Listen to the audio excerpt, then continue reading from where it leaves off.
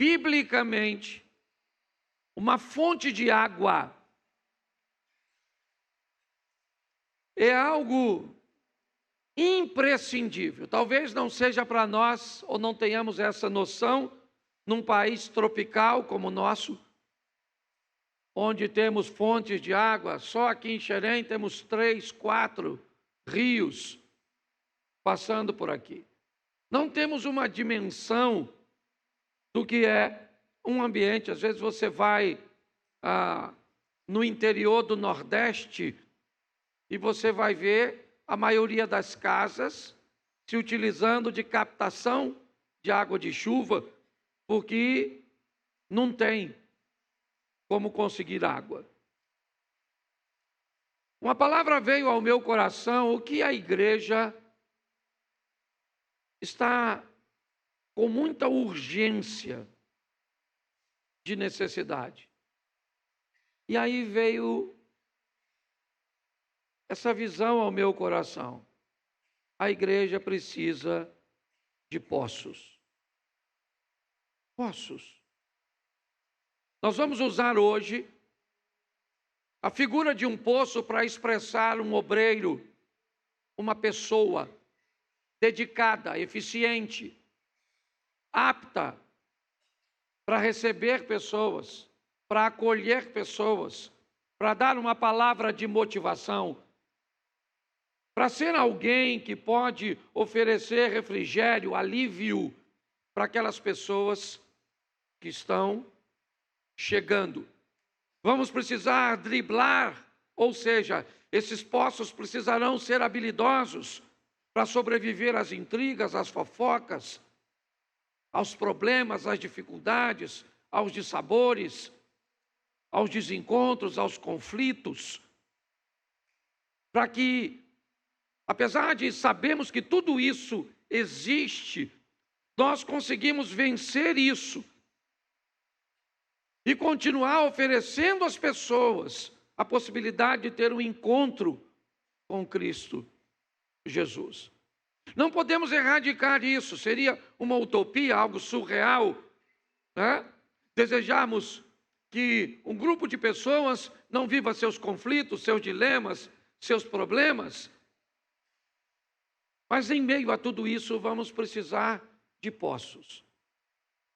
Pessoas em condições de serem um ambiente de refrigério, de alívio, para saciar a sede daqueles que estão chegando, ou pelo menos que estão passando. Quando você vai num ambiente bíblico, as rotas eram montadas pelos viajantes, não por serem mais próximas, mas eles viajavam de acordo com os poços que encontrariam no caminho. Talvez seja muito mais fácil pegar uma reta, né?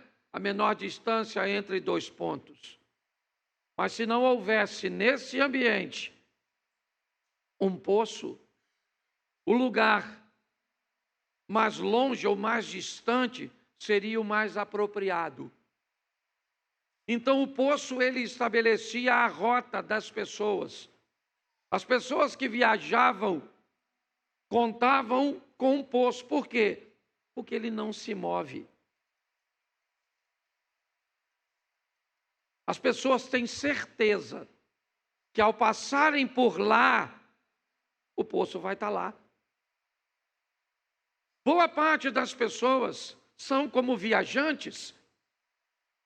Um número menor de pessoas funcionará como poços.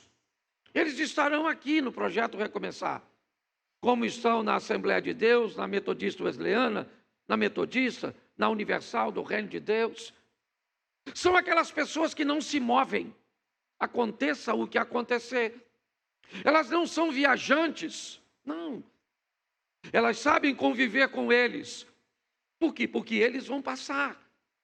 Vão passar por campanhas, vão passar por cultos, vão enfrentar desânimos, vão sucumbir a lutas, vão ter dificuldades com intrigas, vão enfrentar problemas de relacionamentos. Mas os viajantes, eles vão embora quando isso acontece. Eles diminuem a frequência, mudam a maneira de se relacionar com a igreja. Os poços não. Os poços, eles vão prosseguir no mesmo lugar. Eles vão estar aqui hoje, eles vão estar aqui daqui a 5 anos, eles vão estar aqui daqui a 10 anos. Enquanto eles estiverem vivos, eles vão estar, porque eles não podem se dar o luxo. E o mais interessante de tudo isso é que os viajantes sabem. E muitas vezes, quando vão partir dos poços, podem até partir levando uma imagem negativa para outro lugar. Mas é muito comum, depois de um tempo, quando tiver sede novamente, ou passar um outro nível de dificuldade, ele sabe onde o poço está, onde o trabalho de oração está. Ele sabe onde a pessoa do ensino está presente. Ele vai voltar. E nós precisamos sobreviver a isso. Entender que quanto mais poços tivermos na igreja, ou seja, quanto mais pessoas estivermos prontas para sobreviver a todas as adversidades, aptas para animar a si mesmo e aos outros, porque animar os outros ou motivar os outros é mais fácil, muitas vezes, do que animar a si próprio. Essa é a grande questão. Então, se tivermos mais gente desse tipo, desse modelo na igreja, pessoas fortes, firmes, prontas a permanecer, às vezes com um nível alto de água, às vezes com um nível baixíssimo, porque o poço não tem água de si mesmo, ele depende de um lençol freático, certo? Para fazer com que a sua água apareça. Mas ele está ali. E aqueles que estiverem passando poderão saciar sua sede nele, receber um alívio. Ok? E depois, talvez, vão embora. Para onde? Para a vida. Para onde? Para outra agência do reino. E os poços? Os poços vão continuar onde sempre estiveram, esperando a chegada do próximo viajante. Então eu separei alguns textos bíblicos, porque até agora a exposição é minha, mas agora nós vamos dar uma olhada em alguns poços na Bíblia. Quando você vai fazer a viagem do Egito até Israel, as paradas, os oásis, certo? Os resorts, eles estão sempre posicionados no lugar onde tem água. Você anda 3, 4 horas no deserto sem observar quase nada. Algumas poucas árvores que conseguem sobreviver com o mínimo possível de água retirada do solo. E outras conseguem apenas retirar o pouco que precisam para sobreviver das madrugadas frias. Mas eu quero mostrar a vocês alguns poços. E o primeiro é Gênesis, capítulo 21, verso 19. Põe para mim, por favor. E abriu-lhe Deus os olhos, e viu um poço de água, e foi encher o odre de água, e deu de beber ao menino. Feche os seus olhos. Senhor nosso Deus e Pai, em nome de Jesus, eis aqui a Tua palavra, continua falando conosco e usa-me como um canal de bênção nesta hora, em nome de Jesus. Você pode dizer amém? Preste atenção nessa história. É a história de uma mulher, seu nome Agar. Ela está muito longe de sua terra natal. Ela não pediu para estar vivendo aquilo ali. Quando Abraão enfrenta uma fome, para fugir da fome ele desce ao Egito. E ao passar no Egito, ou ele comprou essa mulher como escrava, ou ele ganhou essa mulher de presente de alguém. A egípcia Agar é dada como uma escrava para trabalhar para a família de Abraão. E ela viaja com eles. Ninguém lhe perguntou se ela queria ir.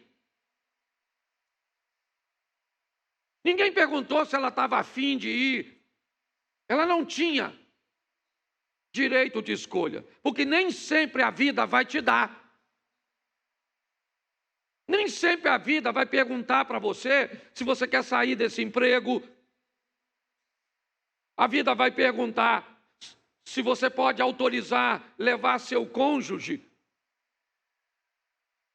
A vida vai te perguntar se seu cônjuge, se você gostaria que ele se apaixonasse ou não por outra pessoa, que seu filho se envolvesse. A vida não é muito de dar satisfações.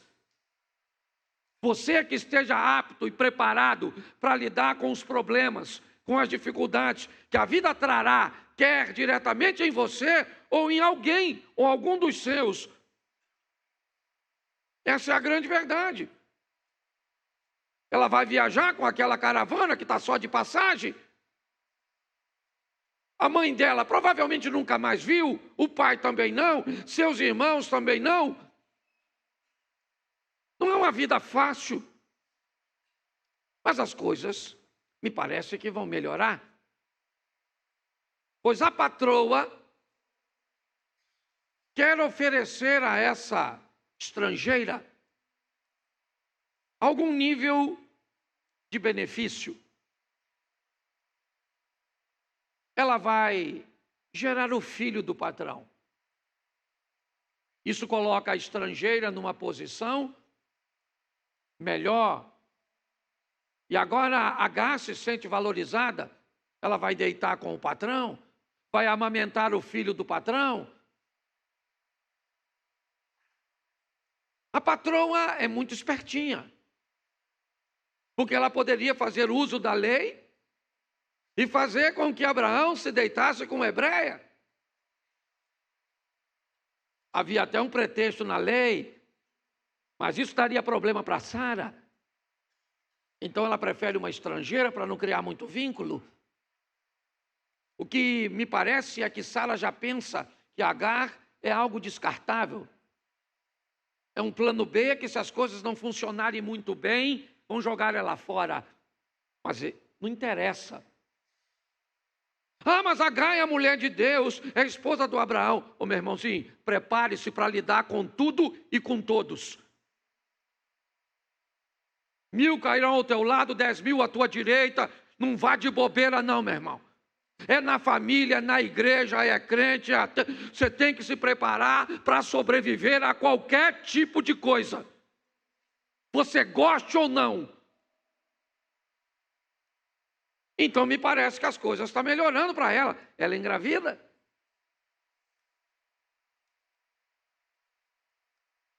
Mas a patroa ficou enciumada. A escrava achou que agora era um pouquinho mais, era só um pouquinho, só. Mas a patroa não gostou. E pior, pior no contexto da situação. A patroa engravidou. Contrariando a expectativa, 89 anos. A desgramada da velha. Engravida. Certo? E quem engravidou? Um velhinho de 100. A Bíblia é fantástica. Se nós olhar para uns homens de hoje, o cara tem 30, não pega nada. Ele pega Covid. Escute só, olhe para mim. Agora o menino nasceu. O garotinho da egípcia já tem 13 anos de idade, já é um rapazinho. As coisas foram desenrolando. Isaac foi crescendo, o filho de Sara. E Abraão resolve dar uma festa. E parece que uma mudança de ciclo na vida do menino, que sai da amamentação.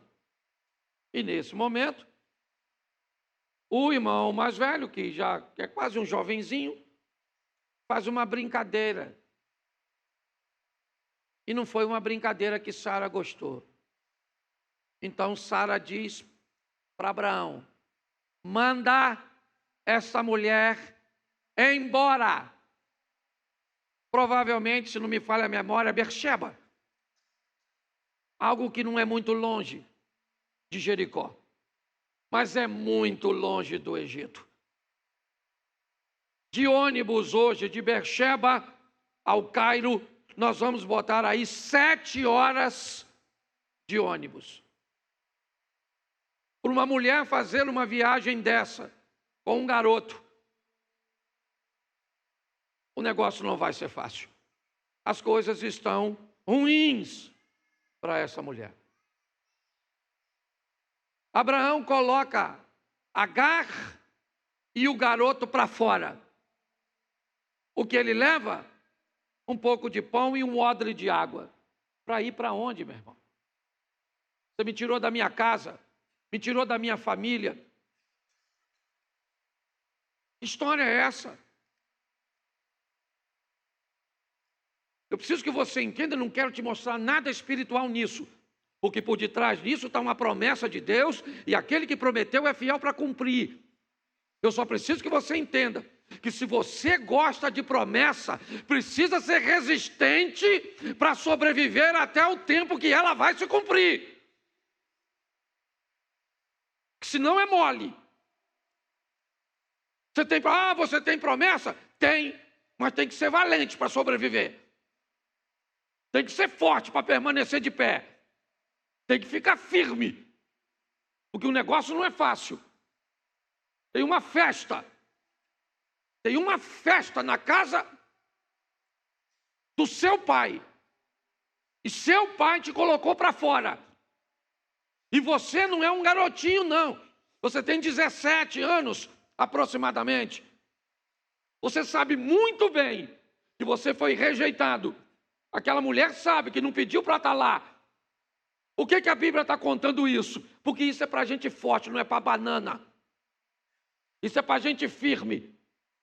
Por que a Bíblia diz que 1000 cai ao teu lado, 10.000 cai à direita, e você não é atingido? Isso não é para qualquer um, isso é para gente forte. Então aconteça o que acontecer, você precisa sobreviver. Sobreviva um divórcio, sobreviva uma perseguição, sobreviva uma doença, sobreviva uma injúria, sobreviva. A vida não é para os fracos. O que ela está agora? Aguardando a morte. Sentada, distante de seu filho, pela fome. Eles ainda duram alguns dias, mas 3 dias sem água. Certo? Ainda mais naquele ambiente, onde durante o dia o calor é intenso. Depois de 24 horas sem água, certo? A mente já não consegue mais pensar direito.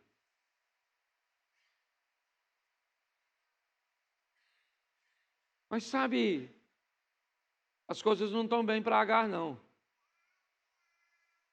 A água acabou, talvez ainda tenha comida, eu não sei. Ela bota o menino distante, não tem ninguém para pedir ajuda, não tem ninguém para pedir uma carona, não tem ninguém para pedir um copo d'água. Então está ruim demais.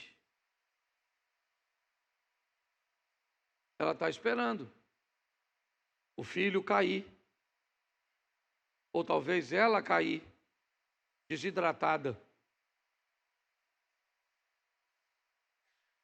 Eu confesso a você que eu não conheço ninguém. Conhece alguém que morreu de sede? Eu já ouvi falar de gente que tomou água demais e morreu afogado, morreu queimado. Já ouvi falar de gente que morreu de fome, mas eu nem sei como é que é morrer de sede. Nunca ouvi falar disso. A mente dela está confusa. Quem morre primeiro, eu ou meu filho? Mas o texto em que lemos disse que Deus lhe abriu os olhos. Deus fez o quê? E abriu os.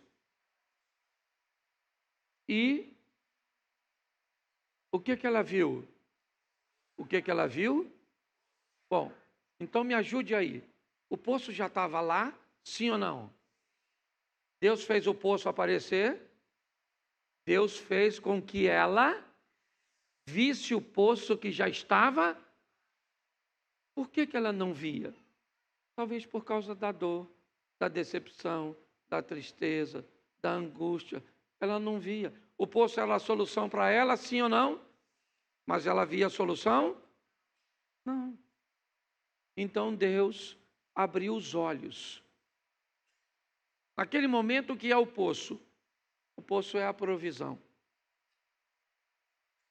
O poço de Agar é o poço da provisão. Porque nós precisamos, na igreja, de pessoas que ajam como provedores.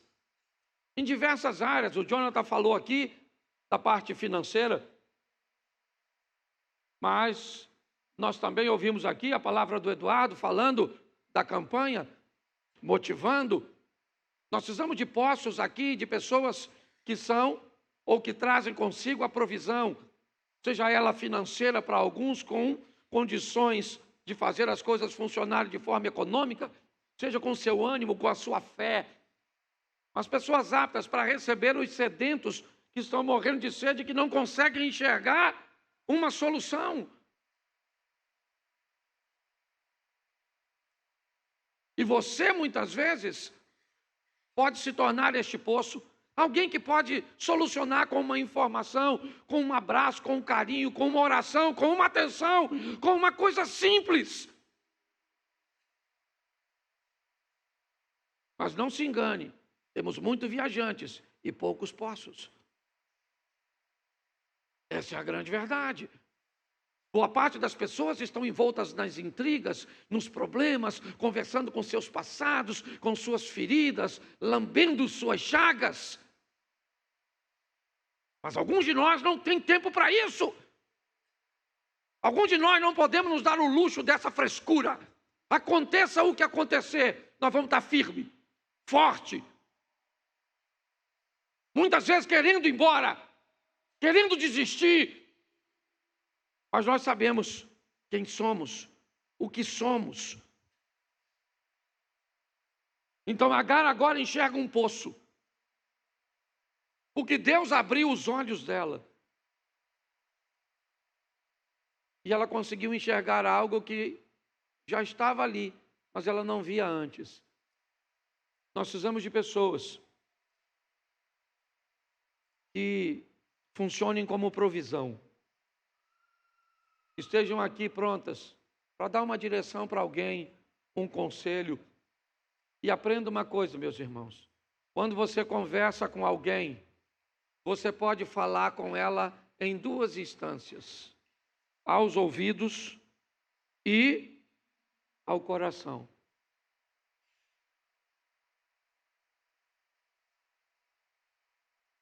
Às vezes, seu pai lhe disse algo a vida inteira.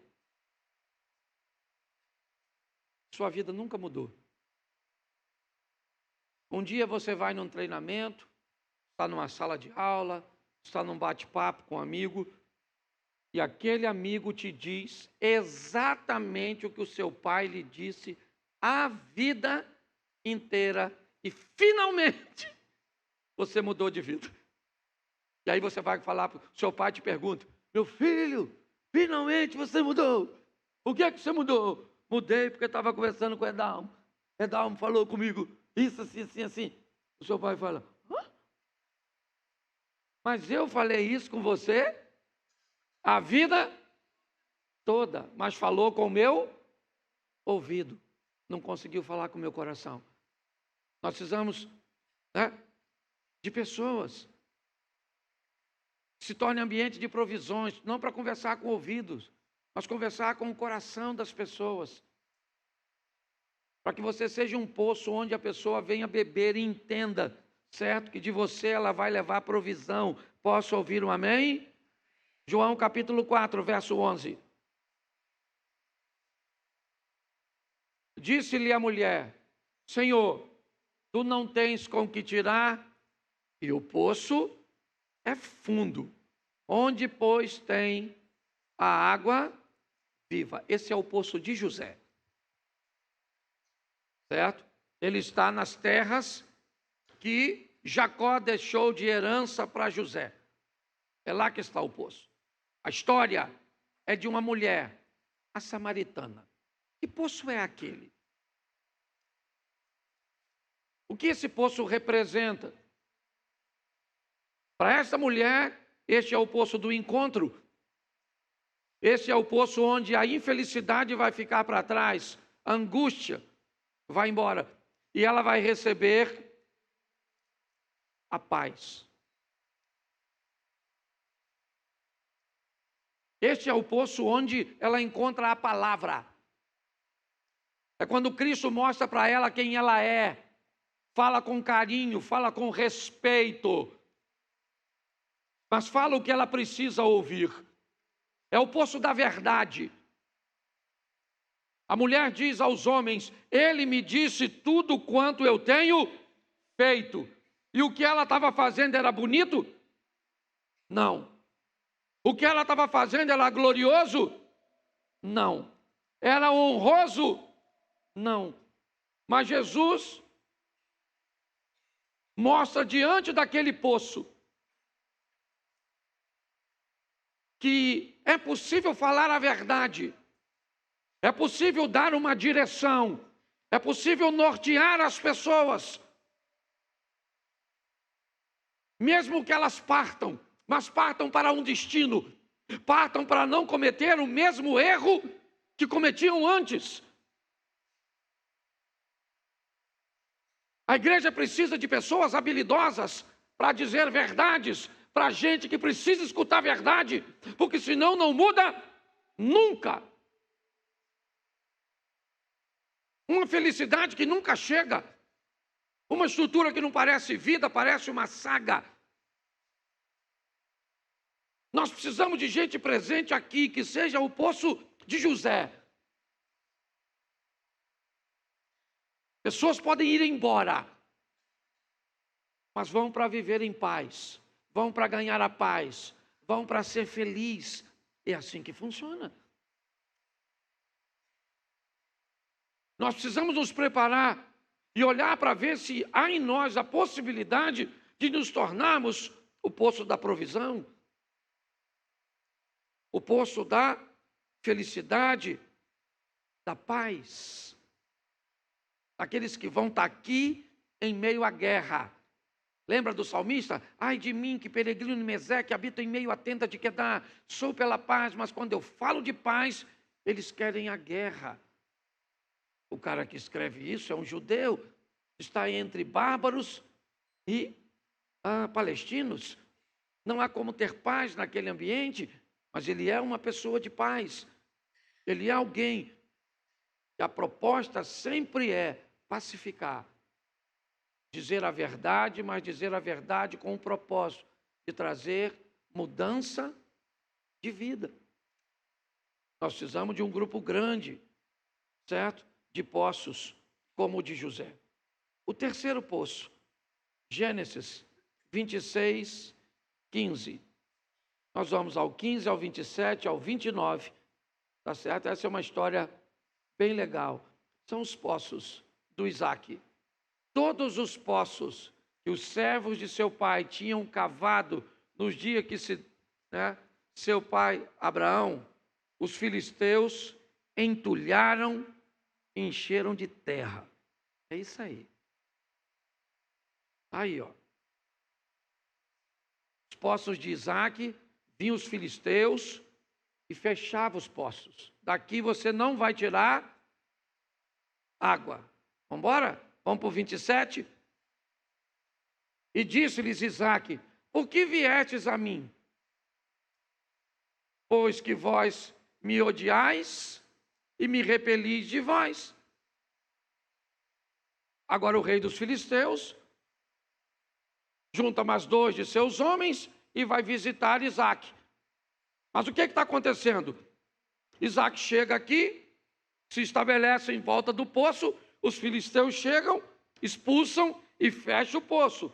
Isaque vai para mais adiante. Onde ele vai? Onde tem outro poço, porque só tem vida ao redor da água. Se não tiver poço na sua casa, não tem vida. Se não tiver gente que funciona como poço, não há vida. Há uma reunião de pessoas, mas não tem vida. Mas onde ele chega, quem chega? Os filisteus, fecha os poços. E vai Isaque, outro poço, chega os filisteus. O verso 27. Abimeleque vai até ele. E aí Isaque disse: Pô, cara, o que você está vindo até a mim? Você não tem vergonha, não? Vocês me odeiam. Vocês estão me expulsando de perto de vocês. Todos os meus poços, vocês entulham. Já passei pela igreja ali, o pastor entulhou meu poço. Aí passei no outro lado de lá, aí entulhou meu poço. Passei no relacionamento ali, entulhou meu poço. Ah, meu pai entulhou meu poço. Minha avó me entulhou meu poço. O fulano entulhou meu poço. Ele está indo embora. Ele não está bem. Verso 27. Crente. O pai dele é nada mais, nada menos que o pai da fé. Tá certo? As 3 maiores religiões do mundo têm o avô desse cara como pai. Ele falou: o que você vem a mim? Coração bom? Não. Coloca aí o 29. Vamos lá? Que não nos façam mal, como nós não te temos tocado, e como te fizemos somente bem, e te deixamos ir em paz, agora tu és bendito do Senhor. Que história é essa, meu irmão? Que papo furado é esse? Está dizendo para eu não te fazer mal, porque você não me fez mal. Você está fechando meus poços, não é de hoje, meu irmão. Você está me perseguindo, não é de hoje. Que história é essa que nós não temos tocado em você? Você só não me matou.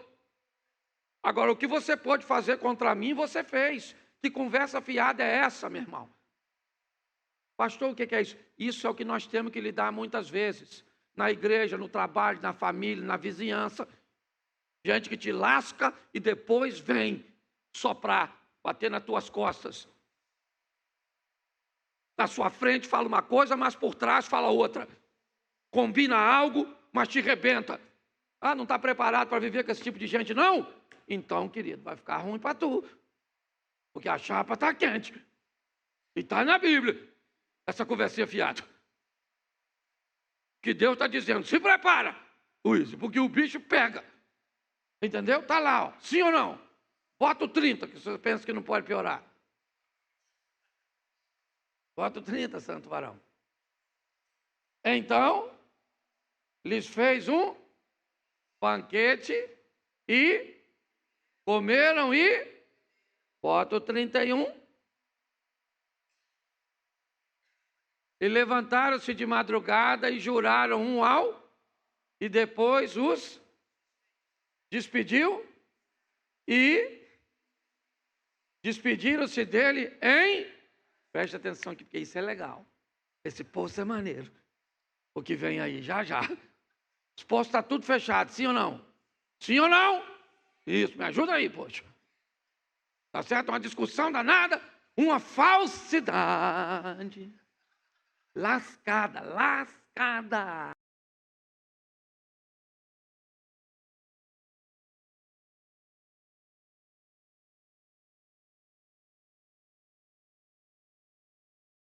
Tem marido falso, sim ou não? Tem filho falso, sim ou não? Tem mulher falsa, sim ou não? Tem. Falei mais forte só para aborrecer a mulher. Tá certo? Falso, tem gente falsa, falsário. Certo? Aí, sentaram numa mesa e fizeram uma comida. Aí. Ambiente bom para consertar as coisas, viu?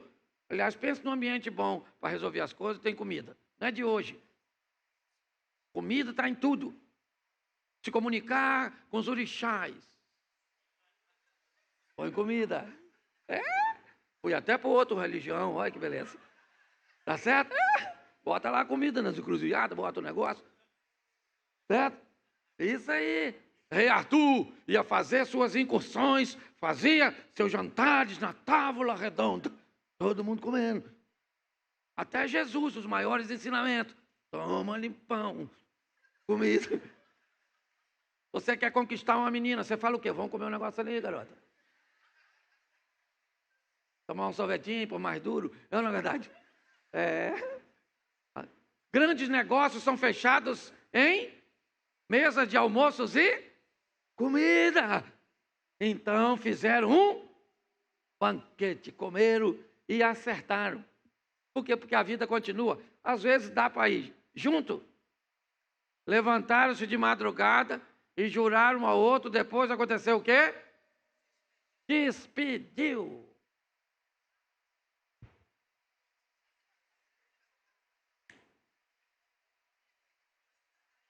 Vazar. Tem gente que tem que ir mesmo, porque é só para um período da sua vida. Mas tem que ir em paz. Porque Isaac tem água, sim ou não? Isaac tem água nessa ocasião, sim ou não? Não, os postos está tudo fechadinho. Mas resolveu o problema, sim ou não? Sim ou não? Me ajude, gente. É que também eu falei que eu não ia ficar mais pedindo vocês para falar, né? É chato, parar com isso, fala mais nada não. Tá a boca fechada. Verso 32. E aconteceu naquele mesmo, quando? De madrugada, o quê? Eu falei que eu não ia falar e estou perguntando. Um vício. Eu estou viciado nesse negócio. Não fala nada, você fica quieto. Se eu pedir, você não fala, tá bom? Então, escute só. Naquele mesmo dia, na madrugada, ou seja, durante a noite anterior, eles sentaram, comeram, beberam, resolveram, falaram, desabafar, falaram da falsidade de tudo, certo? E aí tiveram uma comida gostosa, foram dormir, levantou de madrugada, falou, beleza, tchau. Naquele mesmo dia, que vieram os servos de Isaac e anunciaram-lhe acerca do negócio do poço que tinham cavado e disseram-lhe, temos achado água. Esse é o poço que nos mostra a perseguição, mágoa e perdão. E você precisa estar preparado para receber gente que chega aqui, perseguido, magoado, com dificuldade de perdoar outras pessoas e a si mesmo. É assim que funciona. Onde tiver poços, onde tiver pessoas que são capazes de fazer isso, a água, o refrigério, a vida vai aparecer. É poço demais, só vou falar mais dois. Êxodo 7, 24. Coloca aí, por favor. Todos os egípcios cavaram poços junto ao rio para beberem água, porquanto não podiam beber da água do rio. Essa é a praga onde a água do Nilo se torna em sangue. Toda a água que havia saído diretamente do Nilo, estivesse a água na botija, na cisterna, certo? Onde a água tivesse, se ela saiu do Nilo, A praga que transformou a água em sangue ou numa cor avermelhada, mas sem condições de beber, tá certo? Não necessariamente o sangue, ok? Provavelmente não tem como ser isso. Você sabe, você entende um pouquinho o que o sangue faria, certo? Ele iria coagular, não tinha como, certo? Mas é um vermelho de cor ruim, ok? Tóxico, que matou os peixes, que era impuro. E agora os egípcios estão com um problema. Nós vamos beber de onde? O que nós vamos fazer? Não tem água no Egito, com aquele rio imenso passando e o pessoal morrendo de sede. O que é o poço agora? O poço do Egito é o poço da solução. Eles precisam solucionar o problema, entendeu, Bruno? Precisa solucionar, precisa resolver. Se a resolução for o que você gostaria que fosse, se o desfecho fosse segundo o seu modelo, seria bom demais. Seria bom demais. Mas quem garante a você que vai ser segundo seu modelo?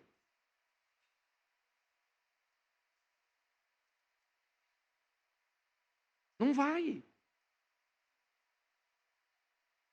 Não é sempre que as coisas vão acontecer do jeito que você espera. Então, sabe o que eles fazem? Nós vamos buscar um poço. Vamos cavar um poço aqui. Ah, mas todas as águas estão vermelhas? Todas as águas estão impuras? Ah, mas vamos cavar um poço. Vamos cavar um poço, mas a água do poço também pode estar vermelha, sim ou não? Mas nós só vamos descobrir depois que cavarmos. Você precisa de uma solução? Então não dá para ficar parado. É o que você gostaria? É o seu ideal? Talvez não seja, mas talvez seja a sua realidade. Enquanto você não tiver seu ideal, aprenda a trabalhar a sua realidade. Pelo menos você está em movimento. Os poços do Egito são os poços da solução. Ah, mas as pessoas podem me criticar porque eu fiz isso. Querido, às vezes elas não sabem quantas opções você tinha. Às vezes era a única opção. Você precisa entender isso. Nós precisamos, na igreja, também, pessoas que funcionem como poços de solução, oferecendo alternativas, que nem sempre resolverá o problema com exatidão, mas pode fazer com que alguém consiga ganhar um pouco mais de tempo para resolver as coisas. E não trabalhamos só com milagres, aqui não, querido. Trabalhamos com gente, e é assim que funciona. Tem muitas pessoas que chegaram aqui, certo? Precisando de algo muito grandioso, mas não conseguiram de forma imediata, mas tiveram que sobreviver àquele período e não desistirem. Por último, e eu encerro aqui, segundo livro do profeta Samuel, capítulo 17, verso 18.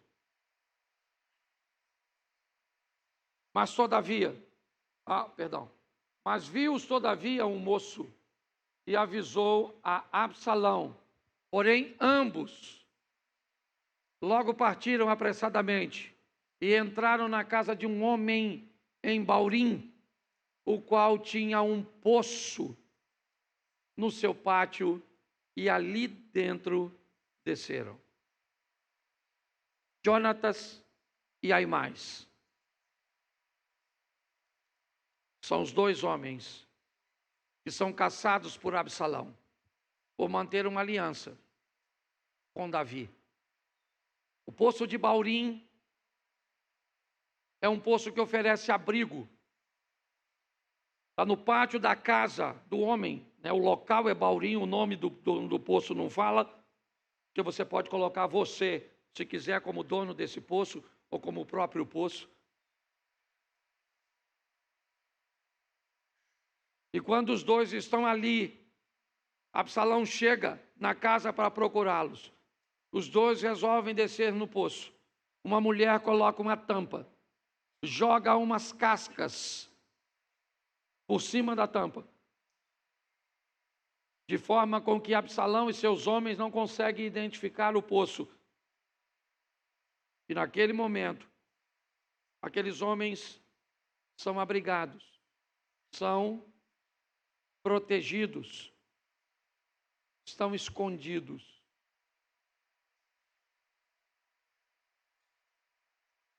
Nós precisamos de pessoas na igreja que exerçam essas funções. Pessoas que funcionem e que hajam como poços, oferecendo aos viajantes, aqueles que passam por aqui, a possibilidade de se manterem vivos, escondidos, animados, consigam sobreviver às dores, às perdas, às dificuldades. Não é para qualquer um. A gente amadurece. A igreja vem passando um momento, e ele é quase global, onde as pessoas escolhem 3, 4 cultos por mês para virem à igreja. Eu venho quando eu posso. Pastor, eu venho quando dá. Ah, pastor, eu não vou participar disso aí não, porque é assim que tem acontecido hoje. E nós, como pastores, liderança, temos que entender esse momento. Mas precisamos achar os poços. Aquela turma que vai estar aqui, chova ou faça sol. Está favorável ou desfavorável. Brigou em casa com o marido e vai ter que vir para o culto, meu irmão, de nabico. Veio para o culto, não sabe nem onde o marido está, não sabe como está o filho. As coisas estão difíceis, mas nós não trabalhamos para nós. Nós trabalhamos para o Senhor. Estamos aqui para dar esperança às pessoas, para oferecer às pessoas um ambiente onde queremos receber pouco e ofertar muito. Então eu quero terminar dizendo que nós estamos precisando de mais pessoas que estão dispostas a ficar. Estamos precisando de mais pessoas que estejam dispostas a lutar contra suas tentações, buscar um nível de vida com Deus mais próximo. Pessoas dispostas a receber menos e a oferecer mais. Pessoas que consigam, neste tempo difícil, mais tempo, mais fé, mais disposição, mais conhecimento, mais bom senso para oferecer de beber a essas pessoas. Aqui, o garçom somos nós. É como se você vencesse um gigante hoje e saísse correndo de um anão amanhã. Porque ele está Isso, vamos para o terceiro aqui. Ô Jesus, tem misericórdia. Fiquei nervoso. Começo a falar de mim mesmo. Mateus 27. Versículo 3 ao 5. O terceiro homem. Mateus 27, do 3 ao 5. Então Judas, o que o traíra, vendo que fora, trouxe as 30 moedas aos príncipes dos sacerdotes e verso 4, dizendo: pequei, traindo o sangue. Eles, porém, disseram: que nos importa? Isso é verso 5. E ele, atirando para o templo as moedas de prata, retirou-se e foi. Mais outro suicida. Agora e o Judas. Era um homem de Deus, sim ou não? Sim ou não? Claro. Qualidades do Judas: ele tinha proximidade, ele era próximo e confiável. Por que ele era confiável? Porque ele era o tesoureiro dos discípulos. A bolsa ficava com ele, os recursos. Lembra quando aquela mulher derrama o perfume puro? Quem questiona é Judas, dizendo: olha, se fosse vendido, isso poderia ser empregado no auxílio aos pobres. E aí eu não sei se é João, não sei quem fala, que ainda diz: mas ele fazia isso não é porque estava pensando nos pobres, é porque apanhava o dinheiro da bolsa. Se ele merecia ou não a confiança, não é o que eu quero dizer. Eu só quero dizer que ele tinha proximidade. Jesus deixava ele sentar mais próximo. Jesus dava a ele, olha só, ele era um homem de Deus com proximidade e com confiança. O que fez Judas então se perder? Confusão, obscuridade. Judas não entendeu as informações. Não. Ele não entendia direito. A maioria do povo achava que o Messias seria um revolucionário, alguém que viria para impulsionar o povo a vencer através da espada, da guerra, a sair do domínio de Roma. Preste atenção. O que fez com que Judas caminhasse para um nível emocional tão ruim, a ponto de enforcar-se, foi o que fez por causa da confusão. Informações. Já ouviu a palavra? Cada dia aparece uma palavra nova nesse vocabulário tão vasto, certo? A da língua portuguesa. Já ouviu falar em infodemia? Infodemia é uma palavra nova, é verdade, que tem por tradução pandemia de informação. É um ambiente, onde as informações são tantas, num período tão curto, que elas não conseguem ser assimiladas e sequer muitas vezes colocadas à prova para se saber se é verdade. Isso está adoecendo as pessoas. Adoecendo. As pessoas estão ficando confusas mediante a isso, e isso anda causando um estresse muito grande. Em todo momento estão dizendo, que vai acontecer isso, que vai acontecer aquilo, que fulano é bom, que fulano é ruim, que a esquerda é isso, que a direita é aquilo, que o Bolsonaro é desse jeito, que o Lula é aquilo, que nós não vamos fazer isso, vamos fazer aquilo outro, que isso, que tem déficit, que tem superávit, que tem que isso, e que tem que fazer isso, que vai acabar com isso, que não pode fazer aquilo outro, e nós não sabemos mais o que. Nós estamos tão confusos. Há uma confusão tão grande que ela está gerando um nível de estresse altíssimo. Foi essa confusão, apesar de proximidade e confiança que esse homem de Deus tinha, ele não conseguiu entender, ele está confuso, com 30 moedas de prata na mão, que agora não fazem nenhum sentido para ele. porque uma confusão mental fez com que ele tomasse uma decisão que agora ele não tem mais como consertar. Ele está levando as moedas e dizendo para aqueles homens: solte Jesus e tome as moedas. Eles dizem: ô cara, ninguém quer conversa com você não. E a confusão fez com que ele tomasse uma decisão, mas muito errada. Muito errada. Tem profecia para sustentar isso? Tem. É verdade.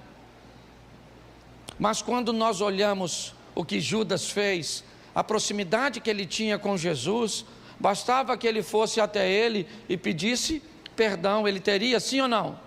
Sim ou não? Mas era muita confusão para uma cabeça só.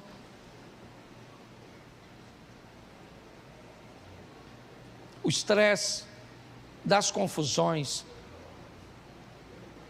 é tão grande, mas tão grande. Eu vou falar uma coisa para vocês. Hoje, a grande maioria das ocorrências policiais colocam policiais resolvendo os problemas sociais e não criminais. Grande parte hoje da polícia, certo? É enviada para a ocorrência de violência doméstica, de briga entre vizinhos, de perturbação, certo? Com som alto e tantas outras coisas. Se esses indivíduos, se esses policiais não estivessem atendendo a essas confusões sociais, eles poderiam estar inibindo os problemas criminais. A verdade é essa. Nós estamos num ambiente de confusão e a confusão está causando estresse. Estresse é comprovado. Você assiste esses programas televisivos, essas notícias só ruim, não tem jeito, depois você fica para baixo. Está jogando as pessoas para baixo, essas coisas da internet. E eu falei, a máquina é inteligente, ela descobre o que você quer e te entrega exatamente o que você quer, para manter você aprisionado a ela. Confusão. A primeira coisa que Jesus vai mostrar em suas palavras, em suas atitudes, é o reconhecimento do céu, da prioridade do céu, de fazer a vontade de Deus. Mas segundo, o reconhecimento da autoridade de seus pais, daqueles que estão sobre ele. Não se esqueça que ele é o próprio Deus, sendo cuidado por homens, por seres humanos. É o divino sendo cuidado por um indivíduo carnal, e ele não tem problema nenhum de obedecer a essa hierarquia. O texto diz: ele ficou quieto, foi para casa e lhe foi sujeito. Obedecia seu pai e a sua mãe. Talvez isso nos mostre porque ele foi bem sucedido. Talvez essa seja uma grande lição de Jesus para todos nós, que muitas vezes não atentamos. Que uma das melhores maneiras de sermos bem-sucedidos nessa terra é obedecermos aos nossos pais. É o reconhecimento de autoridade. Você quer o segundo texto? Eu vou dar para você porque é rapidinho. Capítulo de número 3, verso de número 15. Agora ele tem 30 anos de idade, de 12 para 30, 18 anos depois, a Bíblia volta a falar, certo? De uma frase que ele disse, Mateus 3, 15. Mateus capítulo 3, verso 15. Jesus, porém, respondendo, disse-lhe: deixa por agora, porque assim nos convém cumprir toda a justiça. Então ele o permitiu. Preste atenção, porque novamente Jesus vai falar de autoridade. Ele agora tem 30 anos de idade, assume a maior idade na cultura judaica, e ele então agora vai caminhar até João Batista, que está batizando no Jordão. Quando Jesus se aproxima, João o reconhece. Aliás, João já o havia reconhecido quando o encontrou pela primeira vez. Assim que Jesus entrou na sua casa, no ventre de Maria, João o reconheceu ainda no ventre de Isabel. Quando João vê Jesus, Jesus vai até ele e João está batizando os outros. E Jesus vai até ele para ser batizado. E João fica desconfortável. João não quer batizar Jesus. Mas preste atenção, Jesus vai iniciar seu ministério. Ele já era alguém obediente a Deus, a autoridade de Deus. Ele já era alguém obediente à autoridade de seus pais. Mas a autoridade agora espiritual que Deus colocou é João Batista. Mais uma vez Jesus vai mostrar o que é o reconhecimento à autoridade. João diz: não, está errado, eu não posso te batizar. Mas Jesus disse: deixa por agora, é assim, João, porque assim nos convém cumprir a justiça. Deus colocou você neste momento sobre mim, e eu não tenho nenhum problema. Preste atenção. Hoje nós temos uma dificuldade tão grande de reconhecimento de autoridade. Hoje nós vemos tantas pessoas com tanta dificuldade de reconhecer a autoridade do chefe, a autoridade do patrão, a autoridade do mais velho, a autoridade do professor, a autoridade do pai, a autoridade do pastor, a autoridade do policial, a autoridade do político, a autoridade. Hoje nós vivemos uma crise de reconhecimento de autoridade. Somos cristãos, então vamos lá, vamos reconhecer a autoridade de Deus. Estou aqui tratando os negócios de meus pais. Tá bom, tratou, vamos embora para casa. Então tá bom, vou reconhecer a autoridade de meus pais. Não interessa se ele é Deus ou não. Aliás, nesse momento ele não é Deus, ele é um ser humano. E o que ele está nos mostrando com suas falas iniciais é que não havia nenhum desconforto nele em ser submisso a uma autoridade que está acima dele, fosse ela seus pais, fosse ela César, quem fosse. Jesus nunca teve problema, porque ele sabia quem ele era, e obedecer a alguém nunca o fez sentir menos de quem na realidade ele é. Hoje uma mulher não consegue ser submissa a um homem, um marido não consegue ouvir uma mulher que pode ser uma autoridade na vida dele ou do marido, porque a Bíblia, ou melhor, a vida aproxima pessoas diferentes, que são fortes em áreas diferentes. Então em algumas áreas sua mulher será uma autoridade muito maior do que você, e por que não ouvi-la? Talvez em algumas áreas seu filho se torne, por exemplo, numa área, por exemplo, da... Como é que eu vou? Me ajude aí. Tecnologia. Certo? Às vezes seu filho tem 10 anos e é uma autoridade que tu não troca nem o som do celular. Certo? Mas as pessoas têm uma dificuldade, meu irmão, de reconhecer a autoridade. Jesus não tinha.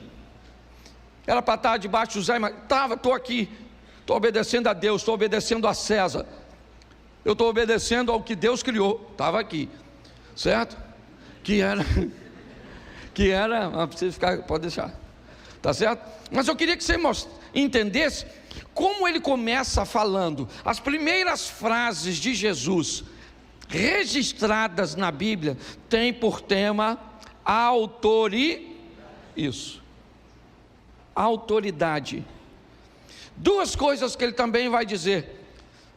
Sua primeira frase em Marcos é Marcos 1,15. Eu acho que vale a pena também. Marcos 1,15.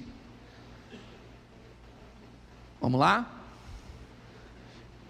E dizendo: o tempo está cumprido, o reino de Deus está, arrependei-vos e crede no... Preste atenção, o Evangelho de Marcos Jesus está escrevendo à igreja que estava se formando em Roma, ou seja, seu propósito é escrever aos romanos. Esse é o primeiro evangelho a ser escrito. Pastor, se o primeiro evangelho é Marcos, por que Mateus vem primeiro na colocação e na formação do Novo Testamento? Porque Mateus escreve para os judeus, citando a linhagem, o sacerdócio de Jesus, e por isso Mateus vem primeiro. Já Lucas escreve para os gregos, já João escreve para todos os crentes que já tiveram um primeiro encontro com Jesus, que é através do evangelho de Marcos, de Mateus ou de Lucas. É só para esclarecimento, que isso aqui não vai te acrescentar nada agora. Mas preste atenção no que Jesus está dizendo em Marcos. Ele diz duas coisas: arrependimento e fé. A diferença entre arrependimento e remorso é que o arrependimento sempre vem acompanhado de conversão, remorso não. Eu quero colocar a palavra arrependimento. Jesus está dizendo em Marcos duas coisas, certo? Ele está dizendo para uma igreja que está em Roma. Então ele diz: vocês vão precisar de duas coisas: arrependimento e fé. Ele está falando de sua missão. Note, eu vim cuidar das coisas, dos negócios de meu pai. Estou debaixo da autoridade dele. Estou debaixo da autoridade de meus pais. Fui criado por José e por Maria. Estou debaixo da autoridade de João, porque ele é o anjo, aquele que irá preparar o caminho. Então ele está tudo certinho. Ele está buscando fazer tudo direitinho. E agora o que ele está dizendo é: eu preciso, com aquilo que eu vou fazer, para que eu consiga alcançar vocês, que vocês se arrependam e tenham fé. Porque senão a missão não vai ser cumprida. Quer o próximo texto?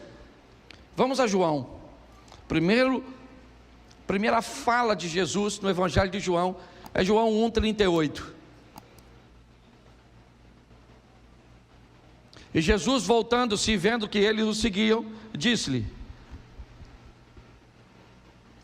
lê para mim. Disse-lhes o quê? Isso. Quando você vai ver a Bíblia, a única coisa que vai estar em vermelho é: que buscais. Desse texto todo aqui que você está lendo, a única coisa que Jesus disse foi o quê? Que buscais. Só isso. No Evangelho de João ele está fazendo uma perguntinha só. A primeira pergunta dele é: o que vocês estão buscando em mim? Note que em Marcos ele diz: arrependam-se e tenham fé. Mas agora em João ele diz: o que vocês estão buscando em mim? É cura? É libertação? Vocês estão querendo pagar uma dívida? Vocês estão querendo resolver um problema no casamento de vocês? Qual o motivo? Por que é que vocês estão me buscando? Quais são as expectativas que você tem em torno de se relacionar comigo? Para que vocês me querem? É isso que ele está dizendo. Preste atenção, porque um texto ele vai completando o outro. Eu li, porque eu separei aqui 10 frases ditas por Jesus. A primeira é o reconhecimento de autoridade de Deus e de seus pais em Lucas 2. A segunda é o reconhecimento da autoridade de João Batista sobre ele, Mateus 3:15. Depois é ele falando da sua missão em Marcos 1:15, onde ele fala de arrependimento e fé. A quarta está em João 1,38, onde ele pergunta: o que vocês estão buscando? Vocês vieram à igreja para quê? O que vocês querem comigo? O que vocês estão querendo comigo? É isso que ele está perguntando. No Evangelho de João, a história começa assim: o que você está buscando em mim?